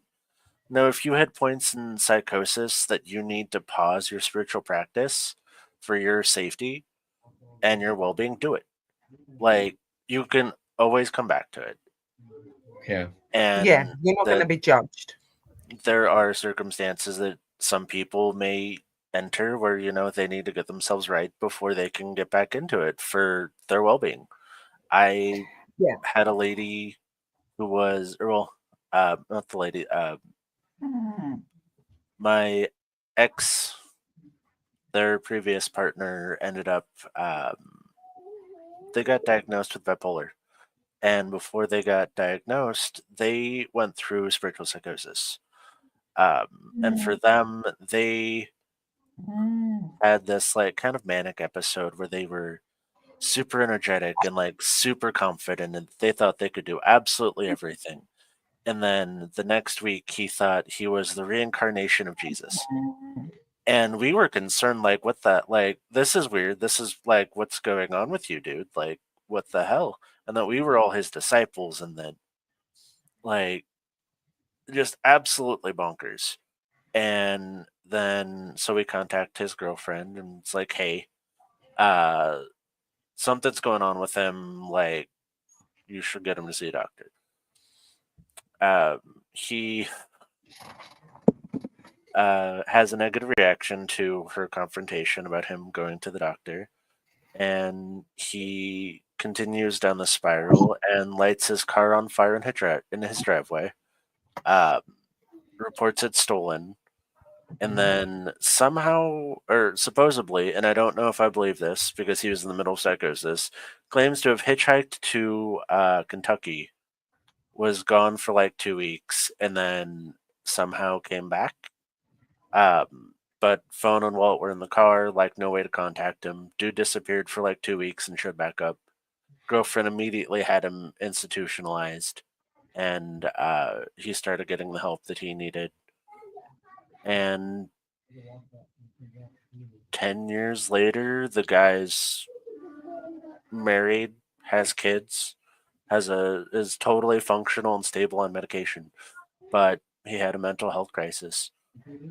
And all of us, we knew enough about spiritual practices and things to be like, there's something wrong here. Oh yeah, yeah. And it's scary, and it can be subtle or more subtle than that. But I encourage everybody to look up. There's a thing called spiritual psychosis. Look it up, know what it is, as well as the BITE model, which is how to identify a cult. Those are two things that I think anybody in a spiritual practice should 100% have references to.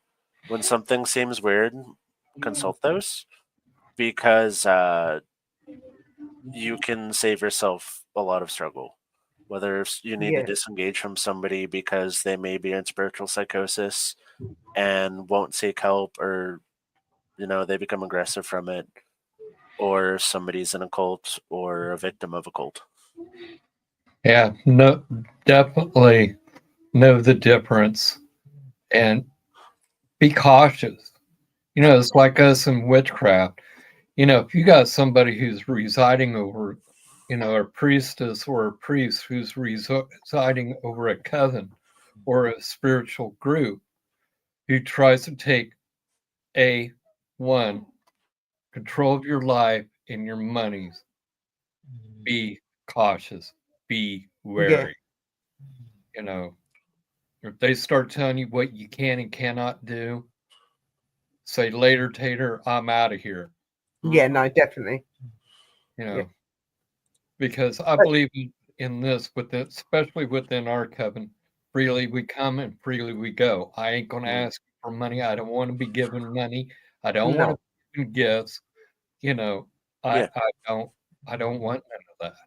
But and the only time I ask for money is like, hey, we're doing this big event. Like, can y'all, if you can, like, this is what the materials are going to cost for it. Pass around the hat. If you can, great. If not, whatever. Yeah. But it's one of those trying to recoup the costs. But other than that, no. Like, candles are expensive, guys. I've watched Christian churches kick people out. Yeah. Church. I saw they don't get money. But there was yet, a news article. These people need that. Yeah, no.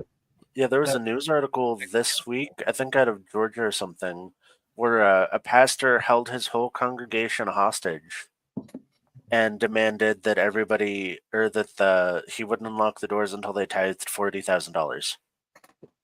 Oh my God! Yeah. And I'm sitting there like, this man's like, that's terrifying. Like, he locked everybody in a building for God knows how long, until they paid him $40,000. Yeah, no, that's crazy. That's what I'm saying. Yeah. It is nuts. We would not do that in our ways and things like that. And like they both said, even if you do suffer with mental health and stuff like that, you don't have to stop being spiritual. You will learn when to not do it. Like obviously, like for me, when I'm in bad places, like if my headspace isn't good, if I'm feeling a bit depressed, a little bit low, I won't do my card readings and do things like that for anybody else. I might do it for myself to help me to get a bit of a picture, a vision on what's going on with me, and then ask for the help. But I will not help other people when I'm in that situation. I will not go live or talk physically or online to anybody when I'm in them shapes and forms of mind. If I'm depressed, because obviously, like Nico, I've got borderline personality disorder, and I've got post-traumatic stress disorder. I also suffer from anxiety and depression. So I have a lot of things that I'm mixed with and that I have to deal with. But I've got to that point in my life now where I understand my mental health. Yes, I still have my up and down days, but I know when to do things, when things are getting too much. Yeah, maybe you need a little bit of a break, Sherry. And 9 times out of 10, my spirits and that will say, Sherry, slow down and stop for a bit. They always do because they know as well. There's self-care So too. always just be comfortable and be happy to be you guys, and don't give up on your spirituality because you get mental health. It isn't your spirituality that's giving you mental health; it's life. And just learn to look after yourself more. Listen to yourself. Listen to what your body needs. That's the most important thing. Exactly. When you get in those states, like self-care. Honestly, I think self-care should be a part of everybody's practice, whether you're a witch or not. There is a book, I believe it's called The Witch's Guide to Self-Care, which is a fantastic book. But when you're going through anything, be kind to yourself. Draw yourself a nice hot shower, bath. You can ritualize it and, put pretty flowers, do a milk bath, do a salt scrub, do a Little bit hair of mask. therapy, water therapy. Treat yourself well. But there's so many different ways that you can do it, though, isn't there, Nico? Like you can even. I know it might sound stupid, but I do it all the time. Just little notelets with a love art. You are amazing. I'll sit and look at myself in the mirror and go, "You are strong. You are powerful. You can get through this. You have been through darkness and you're in the light. You're loved. You're honored." Like just giving yourself like positive messages helps your body. The more you think negatively, the more it's going to impact you. You need to be able to put that negative to the back and bring the positive forward. Not ignore the negative, because ignoring it is not going to make it go away, but at least putting something to help you to come forward. And there's so many strategies you can use, like Nico and me are saying. You can talk to yourself in the mirror. You can do little love notes. You can talk to people that you trust and you reside in, people that really make you feel like you're loved and you're appreciated and listen to you. There's so many ways that you can get self-help. Not everybody going through a bit of a breakdown needs a mental health doctor. Okay, you just need a bit of self-love and a little bit of understanding. But if it gets to that point where you're like, oh my God, I can't cope with this, I can't get out my head, then yes, go to the doctors. Always go to the doctors if you're worried. But if you know that it's just a little hiccup and you just need a little bit of a boost, just giving yourself positive words, putting positive music on, doing positive things that you enjoy, going out for a walk, doing anything that's just going to lift you and get you away from that chaos for a little bit. It's self-love and self-care is the most important thing in life. It's what helps you to. It also helps you to establish if there is something more deeper going on by doing that. Because if you're doing everything to try and love yourself and you're still seeing there's a problem, go to your doctors, because that might be that you need that little extra push to help you. And for anybody that's like, you live in America and the insurance systems, if you cannot afford to see a therapist or anything like that, there are resources available. Most major cities have a crisis health center that is free. We've got it here too, if you live in a college town and you're under 26, the college campuses have free therapy. Some jobs, as part of their insurance program, have free therapy appointments. I know when I worked at the senior center, we had, I think it was 6 free therapy visits a year. There's LGBT resources. You know, there's the LGBT suicide hotline, the regular suicide hotline. There's the trans help hotline, the veteran suicide hotline. Um, there's your local religious services, your high priests, your priestesses, the There's a church. lot of people. You know, there's trained crisis counselors, and a lot of clergy members are trained crisis counselors. There's, you know, programs like AA, MAA, and that they have crisis counselors and spiritual advisors that are within those that are meant to help with those. And there's support groups.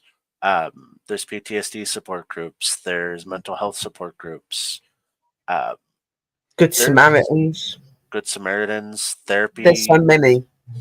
animal so therapy many. visits. There's so many things. Even out grief there. people if you've lost somebody and that, there's even people on hotlines you can phone up just to talk about that as well, guys. Like We have there's people for everybody. we have a you know. widowers Yeah. brunch, if I remember right, that meets Oh, at Bradley's back. a breakfast place out here, where there's a group that they go out if you've lost a spouse, and you can join Yeah. the group, and they all go out for Sunday brunch, and they talk. And, like, there's so many resources. Now, There is. one topic that we have not, and we're getting close to the end of the show, is suicide. That is a purveyor of people who believe in God, but yet for some reason they get it in their head that life is not worthy to live. They become mentally ill somehow, and usually it's because of their own thoughts. You know, things aren't going good in life, blah blah blah. And a lot of times we don't realize that some people have it a lot worse. You know, they do, and they end their lives. You know, I've had a couple of my friends who committed suicide because one, either they took so much meth that they started hallucinating and they killed themselves, or they just don't care about life no more because it treated them so crappy. There's a lot of reasons. How can we as a society deal with this? You know, this plague of, life's hard. You know, it just dealt me a really bad hand. How do we deal with people that want to commit suicide?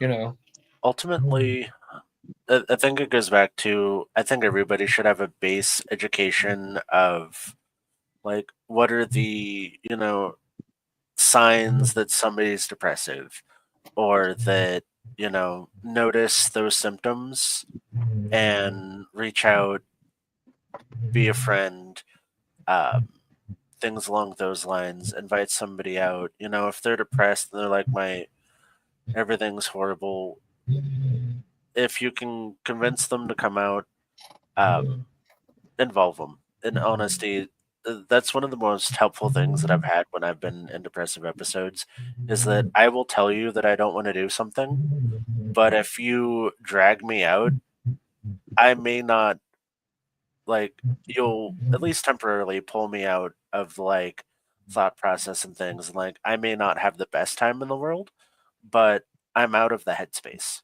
Does that make sense? Yeah. Like, Yeah. I'm not It's like alone. an escape, and it's an escape for a short period of time. Yeah. And, You like, know, that's super helpful. There's plenty of things you can do, but so many different reasons why people do this, and I can't wrap my head around it. I really can't. It's weird for me. So go ahead. Go on, Nico. As somebody who's had suicide attempts and who suffers with depression, it's complicated for me, because I had times where I absolutely 100% attempted to take my own life. And looking back on it now, I have this weird mixture of feelings of, I understand why in that situation I thought that was a suitable answer, but I am so thankful that it didn't work. And that the one thing that I tell a lot of people is if they have depression and they're contemplating suicide is to wait a year. At least wait a year. I can't necessarily, I can try to talk somebody out of it. I can do everything from the book, but give it a year and reevaluate it is one of the best advice I can give somebody. Because a lot changes in a year. You can change your circumstances, you can change your emotional states. You know, something may come and change your life. And I followed that advice, and I think the last time, if I remember right, the last attempt I had was 2012. And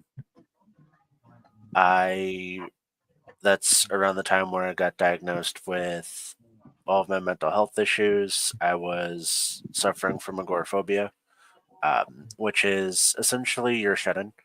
I was afraid of leaving the house. And that was a side effect of my PTSD. I thought that the events that caused my PTSD were going to continue to happen, and that I only felt safe inside my home. So I wouldn't leave. And that was difficult. But here I am over a decade later, and I've done everything that people told me I'd never do. And I'm so grateful that I'm here. But it's one of those things where looking back on it, it saddens me that I was at such a state that I was so stressed and so in so much pain that I could even contemplate doing that. But I'm so proud of where I am now. So I absolutely understand where people can hit that breaking point, and it deeply saddens me for anybody that does succeed or anybody that is going through those same feelings. But there are Yeah. so many ways and so many good things to keep going for. Yeah. And I've been like, I've been through the same thing. I've gone through suicide. I've also lost people to suicide as well. Am I proud of trying to take my life quite a few times? No, I'm not proud, but I'm not gonna sit there and say that I'm sorry for the way that I felt at the time. I was going through a lot of things, and I was in my most darkest places, and everywhere I turned, I could not escape from what I was going through. And the only way I see was to escape life. At that time, I was talking to my higher power, but as much as they were trying to speak to me, I wasn't hearing them at that time. My mental health had took me that badly that that's the only way I felt I could get out of it. And I attempted to drown myself. I attempted to walk in front of a lorry at one point as well. I attempted to try and jump off of a bridge in front of a train, but then changed my mind. So it made me change my mind. There's been a few times I've attempted to do things many years ago. I think the one that scared me the most was the one when I tried to drown myself, and I heard my son's voice come to me from my spirit. My spirit pretended to do my son's voice, made me come up out of the water. And that's when I realized, that's when I started to wake up and I realized that, do you know what? After she said to me, like, your life is valued and you are loved, you need to see your worth and how much you will hurt people if you was to leave. And it was from that moment when I cried that I released everything that I was going through. And I was like, I won't do that again. I did start to value life then. But at the time, I was in such a dark place. I didn't see any other way out. I was sick of feeling the pain. I was sick of being constantly in fear, not being able to escape the fear. It would consume you. And like Nico, I am glad that I have my life now, and I do value it. Am I going to sit there and say that my life is perfect? No. You know, like recently for the last 7 months, you know, I've been struggling really badly with mum. I have had suicidal thoughts, but I have not done it. There's a big difference. I haven't done it. I've just thought about it because I've just been feeling crappy. But the power, the strength of people around me, the power and strength in myself, the things that I've been educated and learned about, my spirituality, my promises to everybody is just so much more valuable And my life, I do value it. It's just sometimes you just find yourself a little bit lost. You don't really know which way to turn. And, you know, recently, yes, I haven't done anything to myself, guys. I won't do anything to myself. But I have had a few moments where I felt like that. And I've been like, please just take me from this pain. Like, how much more pain can I take? I lost my nan and granddad a year and a half ago. And then you took my mum. I'm going through all of this problem. I've got all this weird stuff. I've got all this fear that I'm going to get the same illness as my mum had and that I'm going to die. Like, I've got all this stuff. Because when you've got mental health as well, you'll find that you overthink everything and you worry about everything. It brings my anxiety on. Just sitting on here today before Bradley went live, I started getting heart palpitations from my anxiety because I was like, oh, please don't say the wrong things, Bradley, because it would have triggered my mental health off and my anxiety. I was already feeling that anxiety. And that's how I look. This is how I know. That's why you've not really seen me doing very many shows now, because I know that I'm not completely ready to be that way. I'm lost still. But I thought that, you know, I'll be on this show because I can relate to this show and I'm going through it and have been going through it since I was like 16 years old. Well, there's nothing wrong with taking a mental health break or a spiritual break to get things sorted out. Like, we absolutely have to take time to make sure that we're better. You go with the saying that an empty cup can't fill a kettle. And exactly. And through those experiences and stuff, I do help a lot of people that have been suicidal. I have people that come to me. I'm kind of like an agony aunt sort of thing, but for people that are suicidal. So I'll sit there and speak to them. I can't tell them how to feel, but I just say to them, give them like positive, uplifting wording to them, saying about they should value their life, that they're loved by many, even though that they don't realize that life is so much more than you taking your life. Do you not realize your presence and your importance? If you was not loved, then why am I here talking to you? Why am I helping you if you're not loved? Like, I know that you don't see a way out of this darkness, but there is. I am somebody that's been through this myself, so I can tell you can get through that darkness. And I think it really does help when you go through the same things. It helps them to listen more. Can you stop someone from committing suicide? No, you can't. But I at least can sit there. If I've had a few people that I've spoke to, and I spoke to for quite a few years, they ended up being successful. I'm not going to say their names, but you know, it's really upsetting. But for years I spoke to them. But you know what? I got that comfort and that love knowing that I was that friend that they didn't have at that time, and that I gave them those extra years. Did I stop what they wanted to happen to them? No, I didn't. But I was that friend when they needed them, and they're out of that suffering now. Like, I know a lot of people say that suicide is selfish, and it is selfish, I guess, like to a lot of people, because you take that love and that energy, that power away from your family.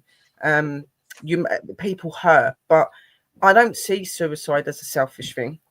I don't. You don't know what that person's going through at that time. You don't know the things that go on behind closed doors. Is it the right way to think and to come out? No, it's not right to take your life, guys. But I'm not going to sit here and say that it's wrong for you to be feeling the way that you feel, because it's not. You know, we don't know your situations. They don't know our situations. And I just pray to God that anybody feeling like that, please reach out to other people and to people that can help you. Don't not value life. You're very important and very special people. Absolutely. You may not have anybody in life, but if you're in a community like this where people come together and talk, then we obviously care about you because we're doing these shows. You could have only got to reach out to us. Don't suffer alone. I think that's really important to me. Like, mental health is one of my big things. Mental health and suicide is really big for me. My uncle committed suicide. You need to. Thank you, Sherry. Thank you so much thank you all three of you for your input. You made it a 2-hour show. Thank you very much. I've got to close the show because my phone's going to die in a minute. Suicide kind of as it's a vicious cycle. So if somebody takes their life, they then plant that seed of depression and grief in everyone that knew them, and then seed starts to grow and fester, and then through your actions, you've now inflicted multiple people with the same illness that you had. Exactly. Yeah. So And please think it's before you act. is that it in a way it's a selfish thing, but like people's feelings are valid. But to In consider that your way, yes, it is selfish. yeah, to consider your actions, that it does it, you know, while it may seem like the correct decision, you affect so many people and more people than you probably realize, where it's not just your friends and your family. Like, you know, you're regular at a restaurant and that server knows your name, Shops, yeah. and your shops and pets, all kinds of things. Like, these are people Everywhere. and everywhere that, you know, will miss you. And that's something to consider. Yeah. Just Before value we- life, guys. Value life and think before you act and reach out if you need it. Okay, guys, you're loved, you're important, you're special, and don't ever forget your worth. Absolutely. And in Christianity, death by suicide is heavily condemned. In paganism, for my experience as a Norse pagan, it is not a condemnable death in Norse paganism. No. You go to the same places the people that die of old age and disease go, which is Helheim, which is our standard afterlife. It's beautiful. The fields, you know, your standard afterlife. You never want no food, no drink, endless celebrations, joy, happiness, pain free. It's not the afterlife that Christians contemplate for people who die by suicide. It's not fire and brimstone and punishment. No, it's not. And I had a friend who passed from suicide, and the pastor took it as a moment to do a fire and brimstone speech to condemn the actions of suicide, and it was highly inappropriate. And it's like, well, I know that that is a thing in their faith. That is not something you say to a mother who just lost her child. Yeah. That's not something you say to a group of people who gathered to Remember someone. express their grief and remembrance for somebody. Yeah. I totally agree. We're coming up at the top of the hour, toward the end. Yeah, of the my phone's going to die. Thank you, Christopher. Thank you, Thunder. Thank you, Nico. Thank you, Sherry, Brett, Willow, for appearing on my show. It's been a pleasure to have you all near me. Thank you to everyone who tuned in. Thank you for all your thoughts, your questions. Yeah. And until next time, it's been a pleasure having you all near us. Thank you for supporting us. Goodbye. Hey, Bradley, before Let's you be- cut us off, let me say one thing to everybody out there. If you feel like suicide, get a hold of somebody, talk to somebody, seek help. Don't try to live life on your own. If Call you your need country help, crisis lines. yell Don't suffer loud. alone. Yeah. Yeah. But thank you all. Blessings. May the God of Blessings. Peace be with you. Love, peace, and hey, life is like chicken grease. Just slide your way through it. Find your way Yep. through it. Thank you. Like Thank that. you. Brace Blessed yourself, be. hold fast, Blessings, and guys. serve the cosmos. Goodbye, everyone.